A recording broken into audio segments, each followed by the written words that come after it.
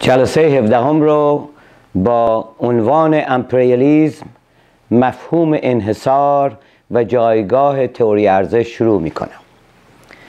در جلسات گذشته صحبت از این بود که چگونه رانت به معنای تئوری رانت اساساً با دیدگاه مارکس رابطه تنگاتنگ داره با تئوری ارزش و در حقیقت متکامل میکنه تئوری ارزش رو.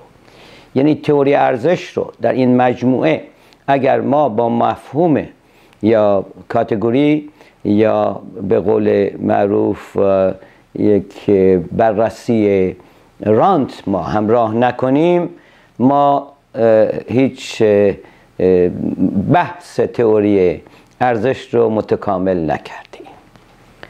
به هر حال الان در موقعیتی هستیم که بتوانیم باز برگردیم به مفهوم امپریالیسم و مفهوم انحصار و در حقیقت رابطه یا تقابل این مسئله با تئوری ارزش.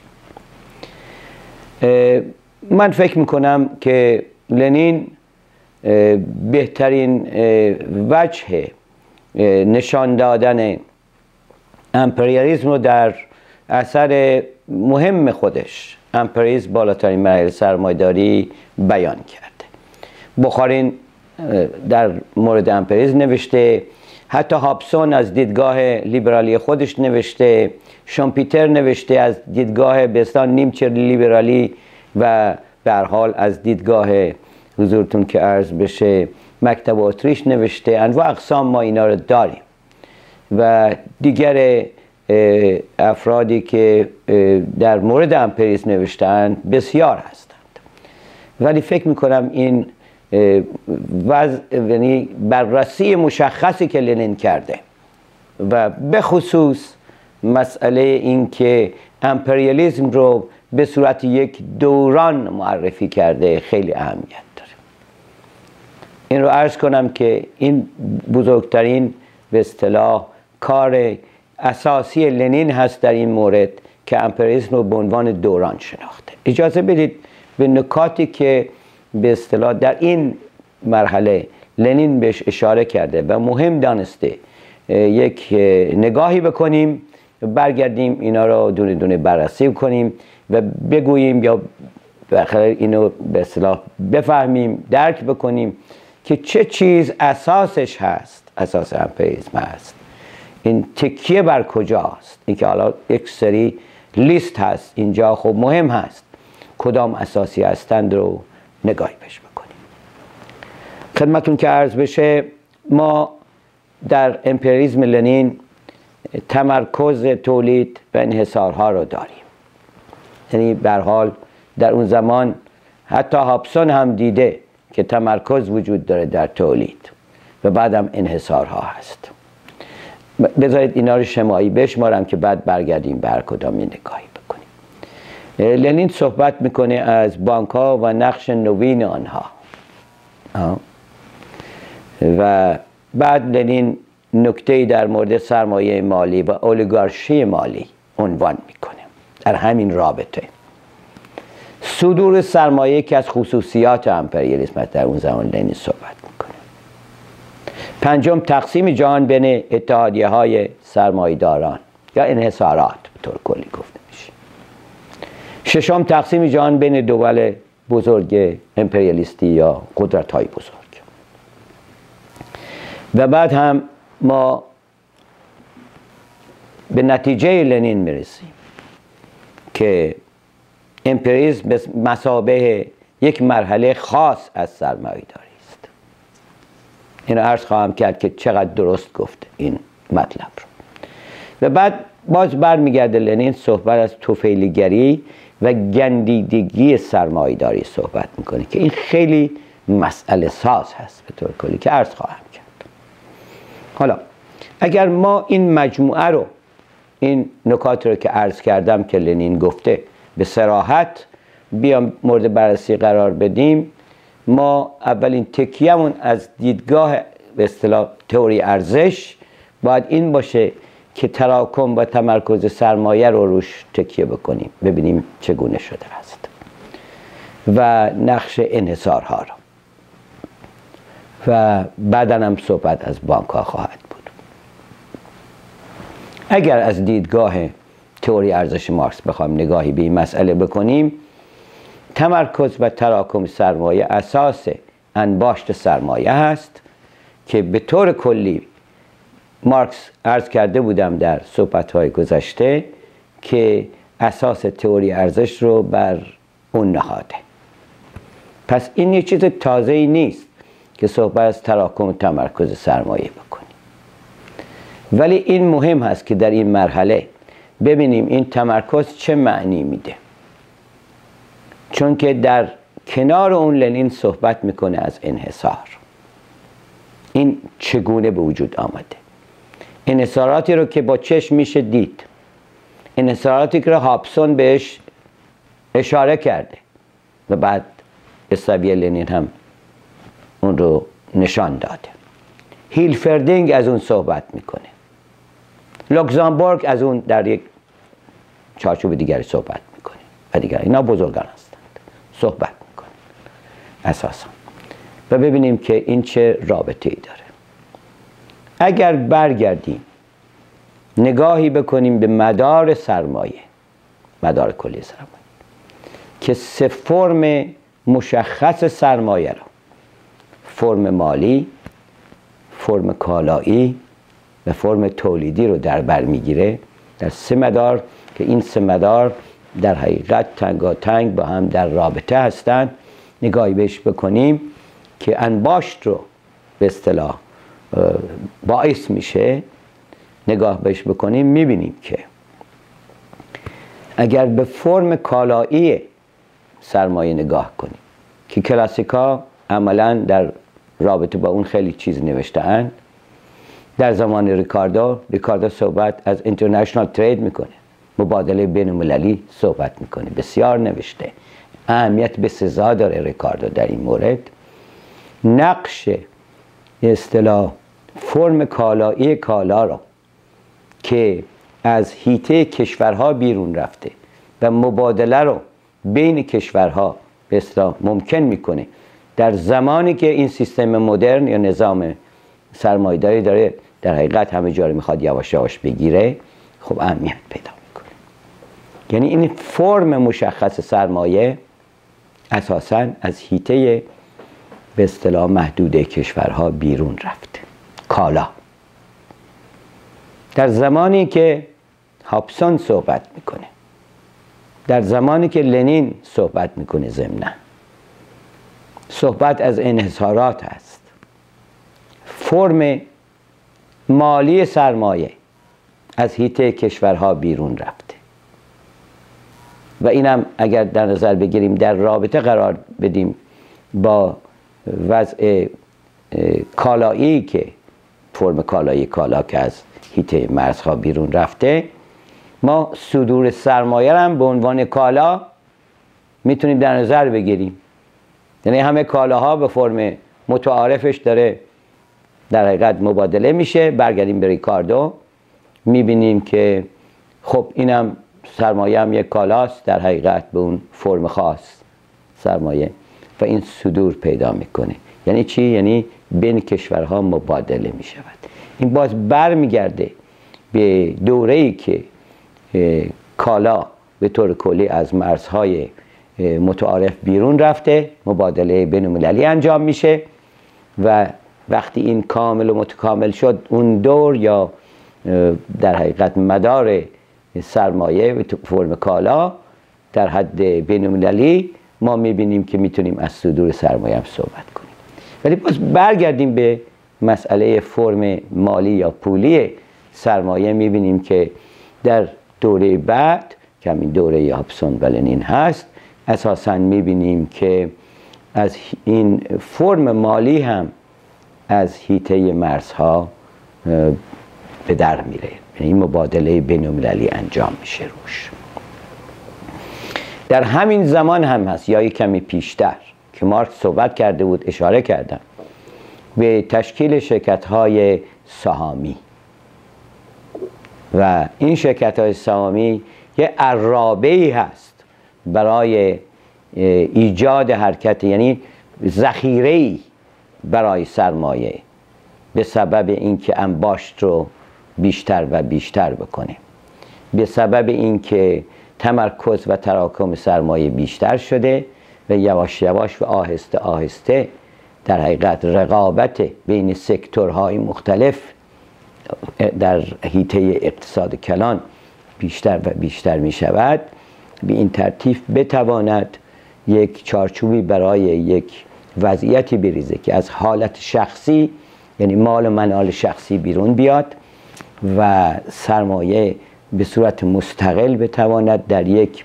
عرابه‌ای که مثلا شرکت سهامی است از انواع سرمایه های دیگر استفاده کنه، اینا رو انبار کنه و شروع به تولید بکنه و انباشت رو ادامه بده. ببخشید.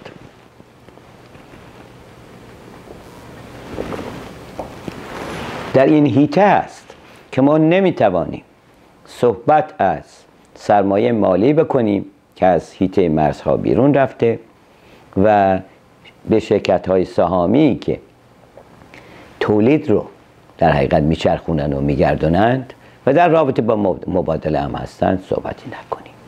یعنی پیش شرط این که ما صحبت بکنیم از به اصطلاح محدوده یا عرصه مالی، فاینانس، مالی، فرم سرمایه به صورت مالی، ما باید اون پیش شرط شرکت‌های سهامی رو هم داشته باشیم که بعداً بیشتر و بیشتر می شود. در قرن 20 در حقیقت صحبتی است از کورپوریت رولوشن عرض کرده بودم که در حقیقت یک انقلابی است که کورپوریتی است، فرم شرکت‌های سهامی همه گیر می شود. در حقیقت شرکت‌های سهامی به اصطلاح شخص حقوقی می شوند، اهمیتی پیدا می کنند در فرم قانونی و غیره و غیره و غیره و فرم اساسی انباشت سرمایه می شوند. این در رابطه تنگاتنگ است. خب وقتی صحبت از سرمایه مالی می کنیم مطمئناً نقش بانک ها هم به میون میاد. وقتی صحبت از شرکت سهامی هم شده بود این بود که سرمایه در حقیقت به صورت کلی فرم‌های کالاییش و فرم‌های مالیش در حقیقت خودش رو در یک محدوده مشخصی نمایان میکنه در رابطه با یکدیگر که بتواند چه بکند که بتواند در حقیقت رابطه بین این تأسیسات اجتماعی که یا نهادهایی که بانک بهش بعداً گفته میشه در رابطه با شرکت هایی که به هر حال تولیدی بودن حرکت میکردن قرار بگیره. یعنی این رابطه تنگاتنگ رو از بنیان حرکت سرمایه و فرم های مشخص سرمایه و بالاخص اینجا کالایی و مالی ما میتوانیم ببینیم، ولی هنوز در این زمان مشخص فرم تولیدی سرمایه از مرزهای کشوری بیرون نرفتند. خب پس ما به این ترتیب هست که باید نگاه بکنیم به عرصه تولید و ضمناً توزیع و اینکه عملکرد تئوری ارزش در کجاست و این رو درک به آدم میده که در اون زمان هنوز رقابت به معنای واقعی و سنتزوارش به صورت گسترده و در سطح بین‌المللی به طور کلی و حتی در سطح کشوری گسترده نشده و این رقابت داره بیشتر و بیشتر میشه. در اون زمان رقابت به معنای سنتزوارش کم هست. در اون زمان در شرف تکوین هست که سکتورهای مختلف اقتصادی با هم دیگه مبادله بکنند. عرض کرده بودم به فرمی که price of production یا به اصطلاح قیمت تولید رو که خود از جنس ارزش است رو حول محور ارزش بچرخانند در حیطه تئوری. هنوز به این فرم تکوین پیدا نکرده. در این زمان اگر واقعا به دنیا نگاه بکنیم میبینیم که حدوداً 4/5 دنیا اصلا سرمایه‌داری نیست. استعمارم به اون فرم بسیار خشنش وجود داره یا سرمایه‌داری به اون معنا نیست اساساً. اینا پیش از سرمایه‌داری است، این حالت استعمار رو که نگاه میکنیم بهش، و در حقیقت انباشت اولیه رو داره تکوین میده، فرم میده اساسا در همه جا، و مشخصا در انگلستان هم یه اشاره کردیم ما بهش در صحبت‌های پیشین. خب با این شرایطی رو که ما در حال میبینیم، این است که این فرمی که در حقیقت این تراست ها یا این کارتل ها، این حصارها، یعنی به طور کلی یک چارچوبی به معنای یک نهاد خاص در اون دوران به وجود میاد که همه گیر میشه. این تراست ها در همه جا هست، این انحصارها به معنای ساختمانی و سازمانی، ارگانیزیشن، عملا همه جا هستند. ببخشید.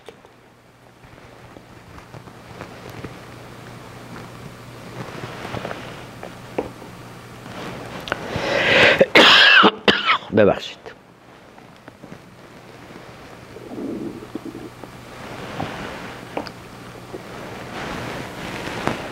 به این ترتیب ما میبینیم که اساساً انحصار به وجود میاد. ببخشید.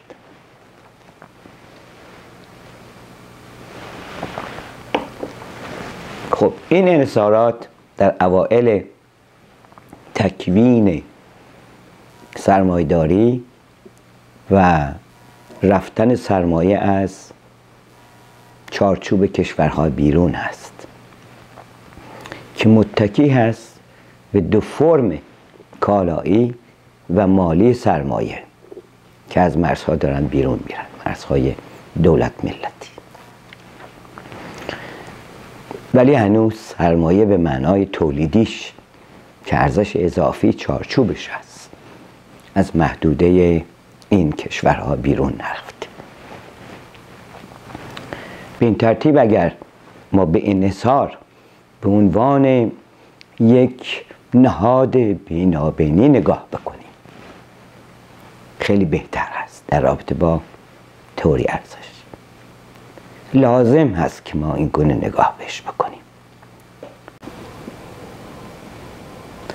خدمتتون عرض کرده بودم که تمرکز اهمیت وافری داره در بحث لنین در امپریالیسم، که در حقیقت میگه تمرکز تولید و حضورتون که عرض کنم انحصارها است. البته تمرکز رو وقتی نگاه میکنیم چیز تازه‌ای نیست به معنای تئوری ارزش. در تئوری ارزش پیش بینی شده که تمرکز و تراکم سرمایه رو مشخصاً ما میبینیم، یعنی انباشت سرمایه خودش یک چیزی رو میطلبه، یک فرایندی رو میطلبه که باید تمرکز و تراکم وجود داشته باشه. یعنی تراکم جمع سرمایه هایی در یک چارچوب مشخص متدولوژی به اصطلاح تکنولوژیک هستن، تکنولوژیشون با هم یکی هست تقریبا، و تراکم این گونه هست، تراکم سرمایه. تمرکز در حقیقت از جمع شدن سرمایه هایی است که با تکنولوژی های مختلف هستند و اساساً خودش سرمایه به فرم مالیش اهمیت زیادی پیدا میکنه برای که بتونه سرمایه گذاری بشه و این تکنیک های جدید رو بیاره تو تولید، در حقیقت در پروسه تولید قرار بده. به این ترتیب ما این پیش بینی شده است، ولی صحبت از این است که چگونه تئوری ارزش از اول سرمایه‌داری که هنوز در حقیقت حالت رقابت کاملا مستولی نشده بر فرایند تولید و توزیع و مجموعه، در اون زمان که رقابت کمتر است، رقابت سنتزوار، چون سرمایه هر چقدر که تمرکز و تراکم بیشتر پیدا کنه، رقابت بیشتر بر اساس مارکس، سنتزوار مارکس، تئوری رقابت او که عرض کرده بودم قبلا، این گونه می شود این است که چیز تازه نیست، اما چیزی رو که لنین میبینه و هابسون دیده، اساساً رفرنس های لنین و هابسون خیلی مهم هست. هیلفردینگ دیده، لوکزامبورگ دیده، دیگران دیدند. اساساً این اهمیت داره که این چگونه، چه چیزی است این انحصارها که در این زمان خاص فرمی به صورت نهادی به خودش میگیره، سازمانی به خودش میگیره و تراست که گفته میشه تراست ها و کارتل ها رو ایجاد میکنه، به فرم سازمانی کارتل رو ایجاد میکنه که عرض کرده بودم بزرگترین اونا اینترنشنال پترولیوم کارتل بین‌المللی نفت بوده است. این چیست؟ این خیلی مهم هست که ببینیم. یعنی این چهارچوب درک و نگرش به مفهوم امپریالیسم هست و لنین اینو درک کرده بوده. هابسون هم میفهمیده، به هر حال دیده، جلو چشش دیده. این که این چه ربطی داره به تئوری ارزش و بعداً چگونه این تراست ها و کارتل ها و این حضورتون که عرض کنم انحصار هایی که سازمانی است، کارتل هایی که به طور کلی تعدادی میشینن تصمیم گیری برای مجموعه میکنن در یک اتاق دربسته به اصطلاح، و تئوری ارزش هم نمیتواند دخالتی در او داشته باشد. عملا این گونه است. این چیست؟ این چه چیز بینابینی هست؟ این چه نهاد بینابینی هست که سرمایه باید از طریق این بگذرد که بعداً اینها رو فروپاشی بکند؟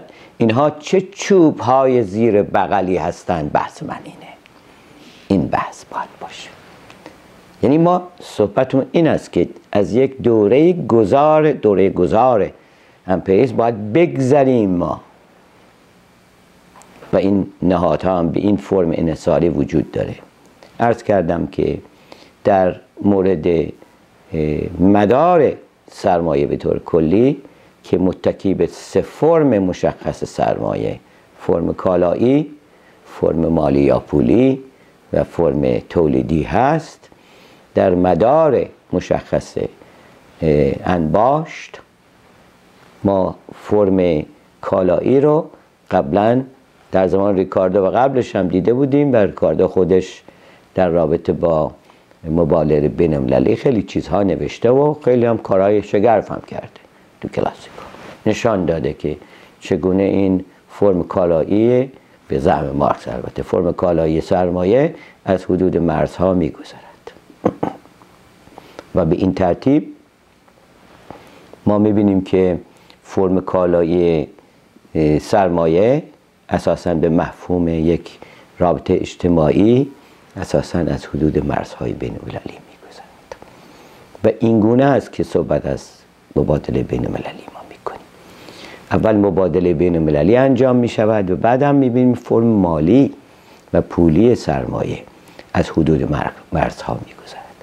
در زمانی میگذرد که پیش شرط این مسئله ایجاد شرکت‌های سهامی بوده است که مارکس صحبت کرده در این مورد، که در حقیقت شرکت‌های سهامی به صورت یک شخص حقوقی خود را نشان می‌دهد. ببخشید.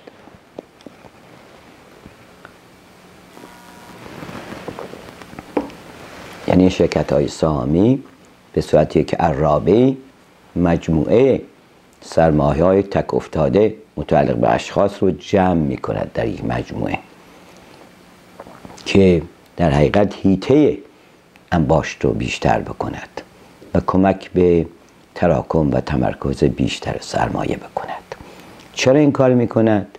به خاطر که در یک رقابت سنتزواری که مارکس صحبت کرده در چارچوب تئوری ارزش، این کار رو مقدمتاً به انجام میرساند. اوائل کار هست در حقیقت، ولی در این اوائل کار در حقیقت رابطه حضورتون که عرض بشه سکتورهای اقتصادی با هم حتی در خود انگلستان کاملا تنگاتنگ نیست و بعد هم در مجموعه دنیا که نگاه میکنیم 4/5 دنیا اصلا سرمایه‌داری نیست، بنابراین اصلا بحث معل فارغ هست، قیاس معل فارغ هست که صحبت از سرمایه‌داری به این معنایی که تئوری ارزش به اصطلاح اون رو بیان میکنه بکنیم.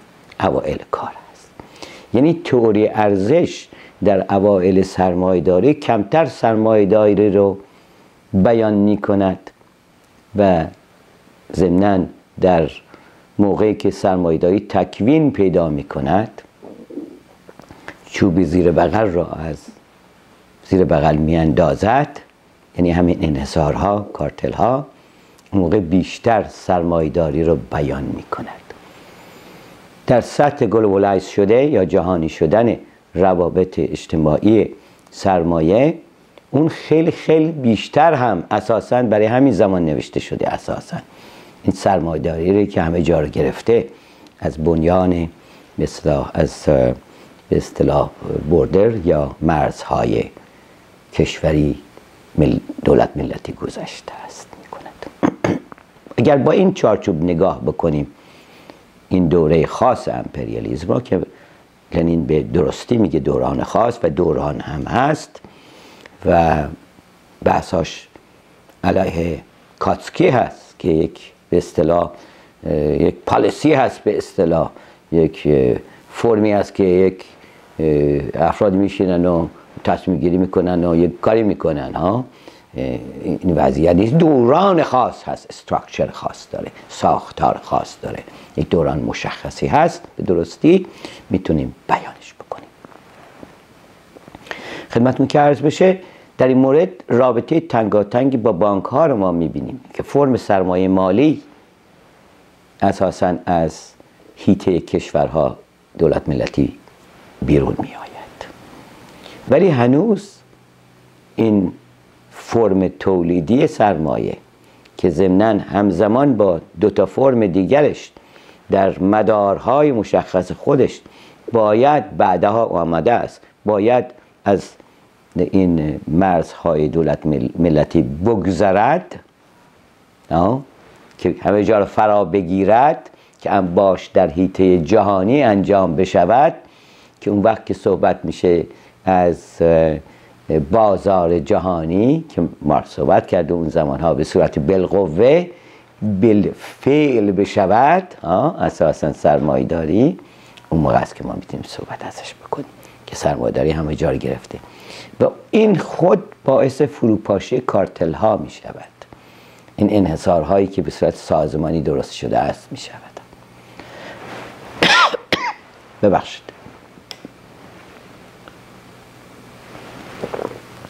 در این حیطه هست که مثلا من نشون دادم خیلی دقیق که کارتل اینترنشنال پترولیوم کارتل، انحصار بین‌المللی نفت که از سال 1928 فرم گرفته بود، قبلش هم کارتلی بود ولی این فرم جهانی که تقسیم جهان و این مسائل کرد.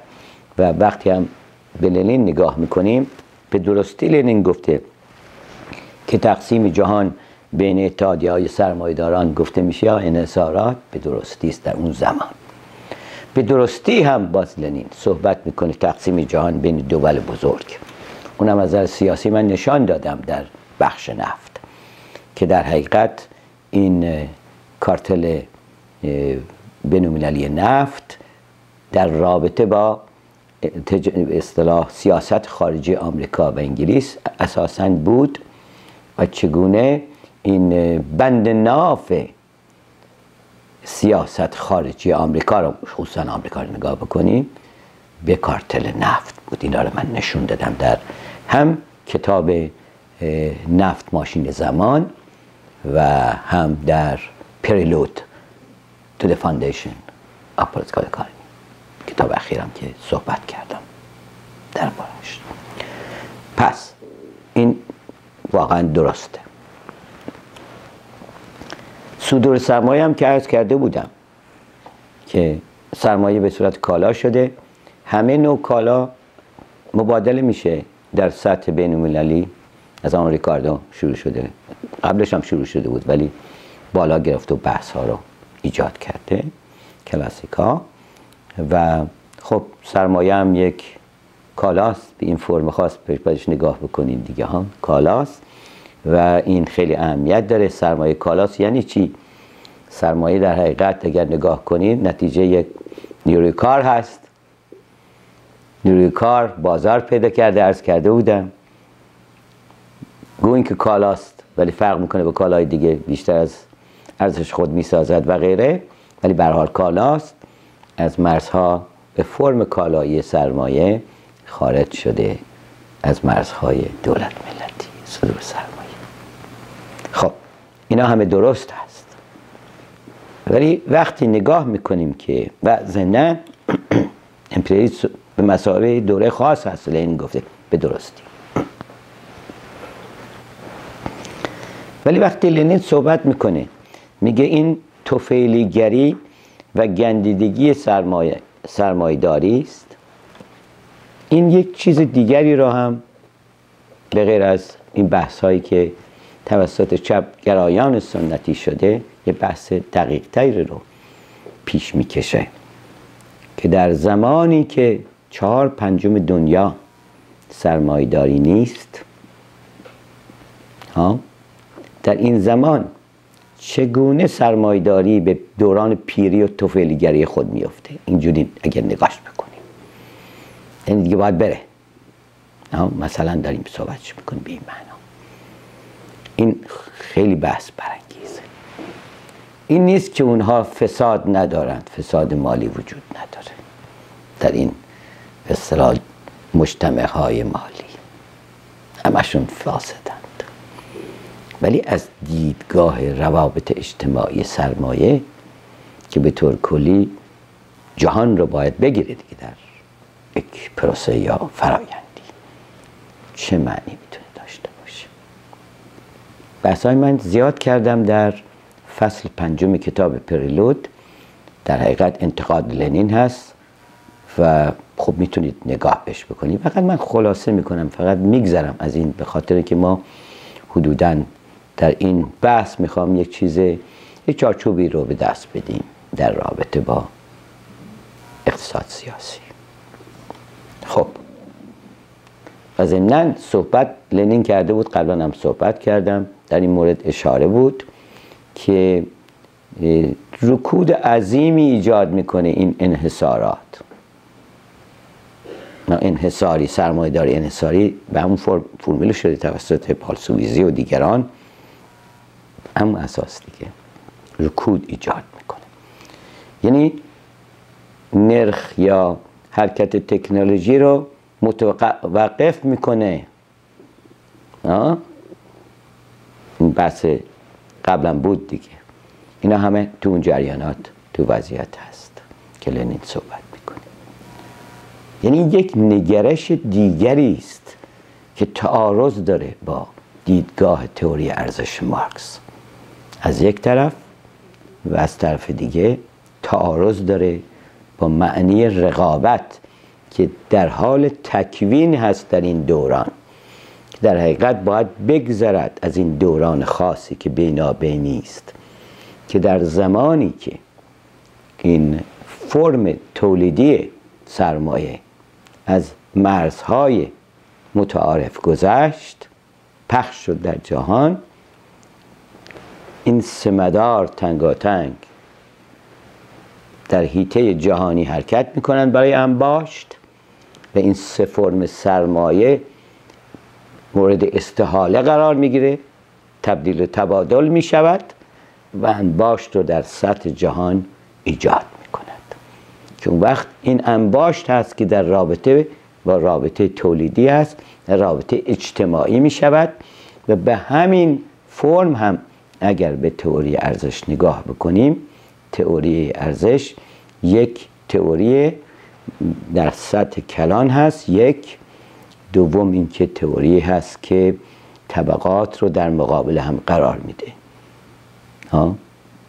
طبقه کارگر رو working class در مقابل سرمایه‌داران قرار میده و این مبارزه ای رو که مشخصاً کلاس کانفلیکت یا مبارزه طبقاتی رو، اختلافات بین طبقات رو در حقیقت در بطن اون تئوری ارزش ما میتوانیم جستجو کنیم.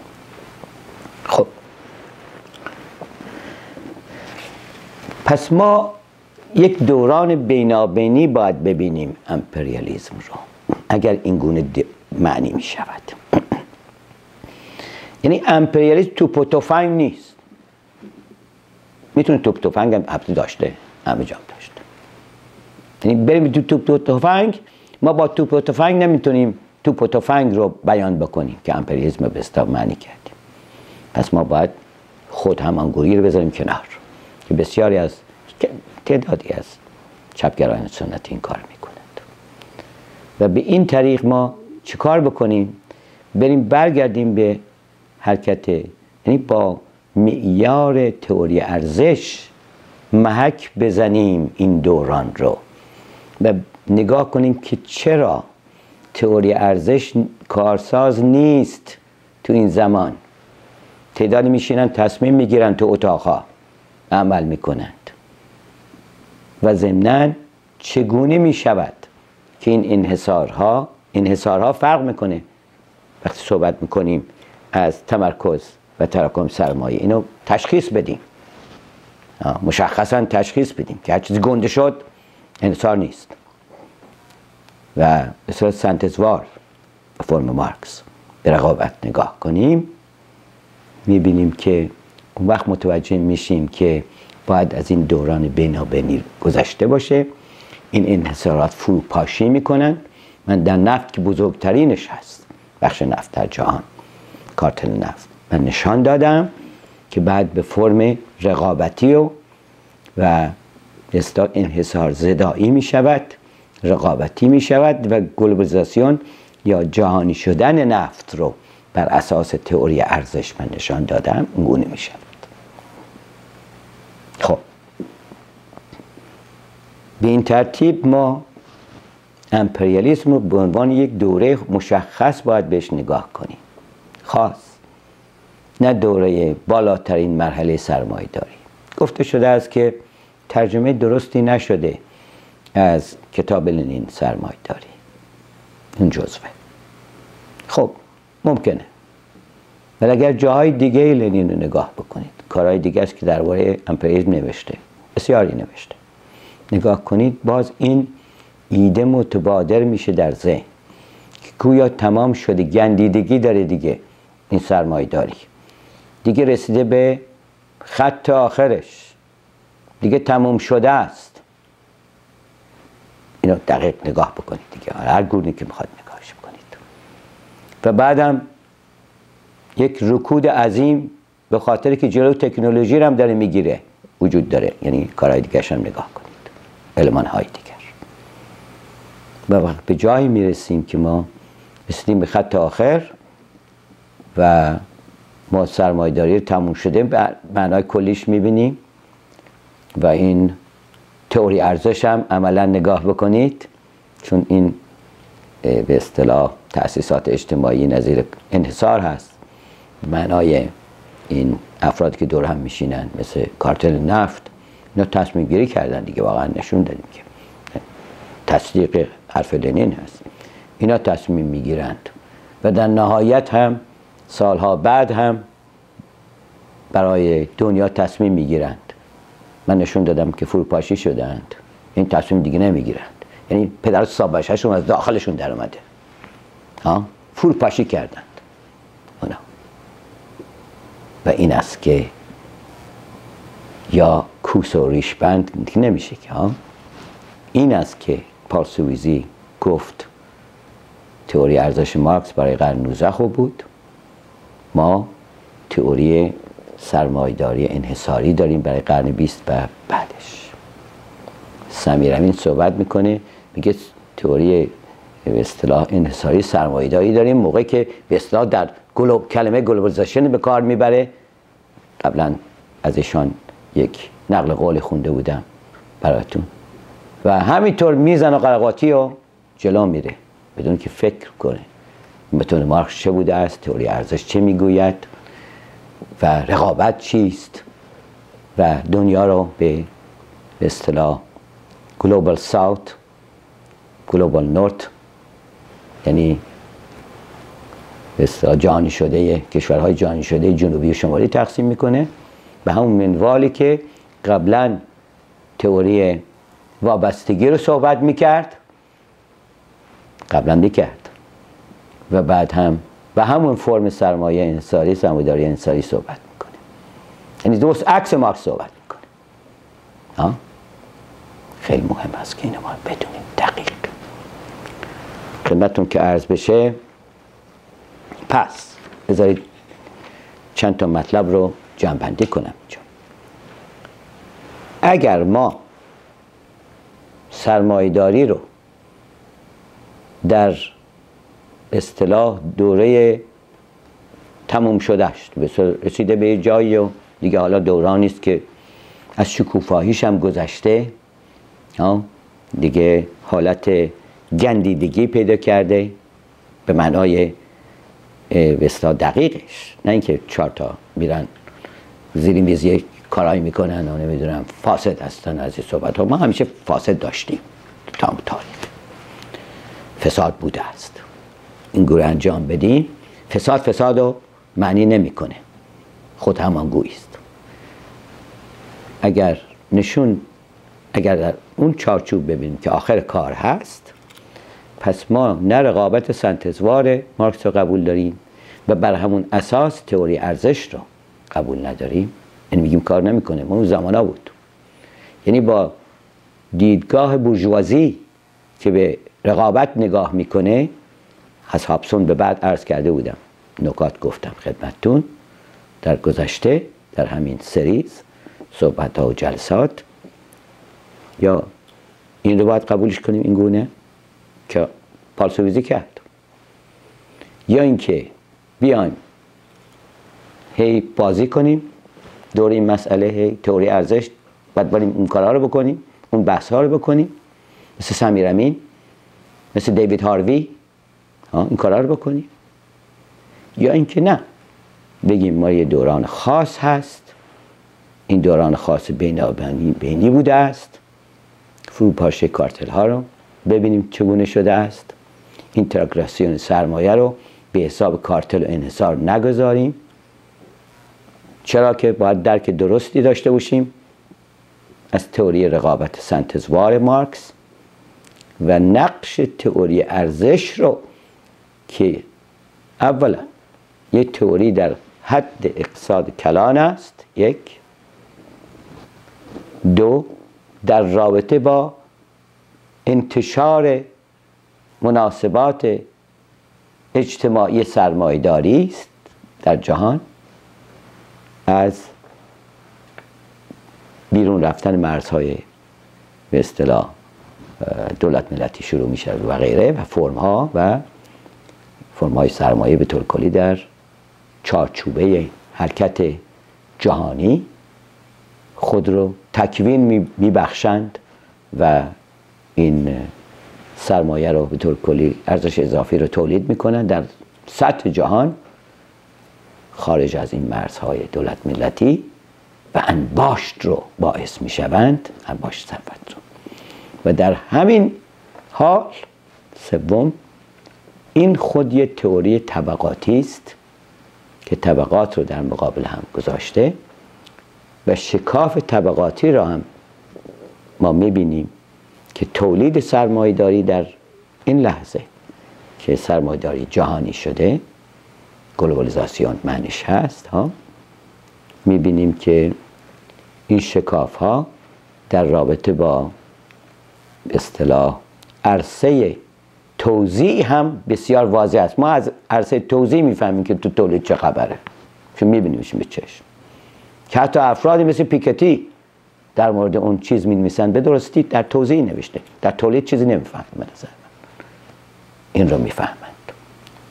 پس بذارید خلاصه کنم، به این دلیل هست، به همین دلیلی که تئوری ارزش به خاطر تحولش، تکوینش و بیانش که مجموعه سرمایه‌داری قرن 21 رو بیان میکنه، به نظر من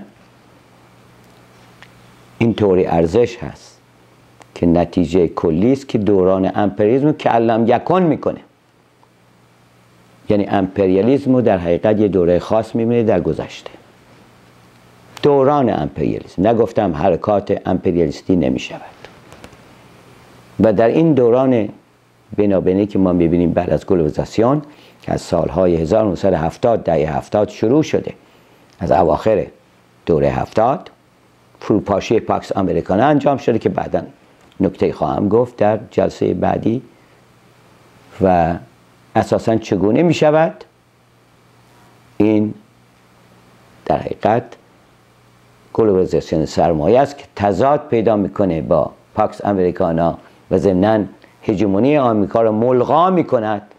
بحث کوچکی هم راجع به هژمونی خواهم کرد و تضاد مشخص با آمریکا دارد.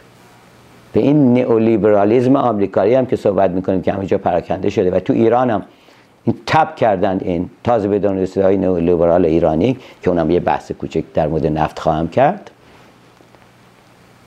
اینا نتایج این تحولات هست که بازتاب میده، نه خود این تحولات هست. و به این ترتیب هست که اینا حرکات امپریالیستی میکنن به عراق، آمریکا اشغال عراق، اشغال افغانستان، اشغال لیبی و اون وضعیت عجیب غریب که ایجاد شده، مسئله یمن، مسئله سوریه، مسئله اوکراین، کودتایی که آمریکا انجام داد در اوکراین ناموفق و و و و اینا حرکات امپریالیستی است که آمریکا در زمانی انجام میده که دوران امپریالیسم نیست، یعنی از ضعفش انجام میده، از فروپاشی سیستمی که آمریکا براش مستولی بود و هژمونش به اصطلاح بود. در این زمان است که انجام می شود. تا جلسه بعد.